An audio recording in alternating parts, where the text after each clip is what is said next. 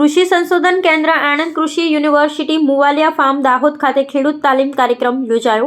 આણંદ કૃષિ યુનિવર્સિટીની કૃષિ ઇજનેરી અને ટેકનોલોજી કોલેજ ગોધરા ખાતે advanced centre for research and trainers training on agricultural engineering based interventions યોજના અંતર્ગત કૃષિ ઇજનેરી અને ટેકનોલોજી કોલેજ ગોધરા અને કૃષિ સંશોધન કેન્દ્ર મુવાલિયા ફાર્મ દાહોદના સંયુક્ત ઉપક્રમે ખેતીમાં કૃષિ ઇજનેરી અને ટેકનોલોજીનું મહત્વ અને તેની ઉપયોગિતા વિષય પર એક દિવસીય ખેડૂત તાલીમ કાર્યક્રમ કૃષિ સંશોધન કેન્દ્ર મુવાલિયા ફાર્મ દાહોદ ખાતે યોજવામાં આવ્યો હતો।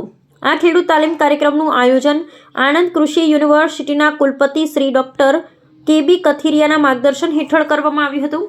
આ કાર્યક્રમમાં ડોક્ટર આર સુબૈયાહ આચાર્ય અને વિદ્યા શાખા અધ્યક્ષ શ્રી કૃષિ ઇજનેરી અને technology college Godhra doctor Hitiksha Parmar, doctor Farid Syed, doctor Gaurang Bhabhor, Muvaliya farm AU દાહોદના જુદા જુદા વિભાગના વડાશ્રીઓ, કૃષિ ઇજનેરી અને ટેકનોલોજી કોલેજના અધિકારીશ્રીઓ અને કર્મચારીશ્રીઓ હાજર રહ્યા। આ કાર્યક્રમના અધ્યક્ષ શ્રી ડોક્ટર આર સુબૈયાહ આચાર્ય અને વિદ્યા શાખા અધ્યક્ષ શ્રી દ્વારા તાલીમાર્થીઓને ખેતીમાં યાંત્રિકીકરણનું મહત્વ, ટપક સિંચાઈ પદ્ધતિથી પાણીનો કાર્યક્ષમ ઉપયોગ, ખેત પેદાશોનું મૂલ્યવર્ધન, સોલાર પમ્પિંગ દ્વારા ખેતી પાકોમાં પિયત તેમજ સોલાર ડ્રાયર અને બાયોમાસના વ્યવસ્થાપન વિશે માહિતગાર કરવામાં આવેલ હતા।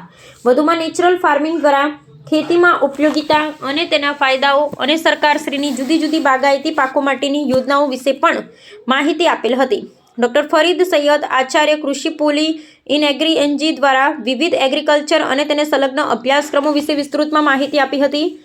Doctor Hitiksha Parmar head of unit કૃષિ સંશોધન કેન્દ્ર દાહોદ દ્વારા લસણની વૈજ્ઞાનિક ખેતી પદ્ધતિ અને ડોક્ટર મિહિર પંડ્યા દ્વારા ચણાની સુધારેલ જાતો ને તેની લાક્ષણિકતા વિશે પ્રત્યક્ષ નિદર્શન બતાવી માહિતગાર કર્યા હતા। વધુમાં ખેડૂત ભાઈઓ અને તાલીમાર્થીઓને સદર તાલીમ દ્વારા ખેતીમાં કૃષિ ઇજનેરી અને ટેકનોલોજીનું મહત્વ અને તેની ઉપયોગિતા તેમને કેવી રીતે ઉપયોગી થશે તેના અભિપ્રાય પણ આપી હતી। આ કાર્યક્રમમાં દાહોદ તાલુકાના અભલોડ, દાદુર, બે પાટિયા તેમજ દાહોદના એમ મળી કુલ 65 જેટલા ખેડૂત ભાઈઓએ હાજર રહી ઉત્સાહભેર ભાગ લીધો હતો। અહેવાલ ચંદુભાઈ મોહનિયા, ધાનપુર, દાહોદ।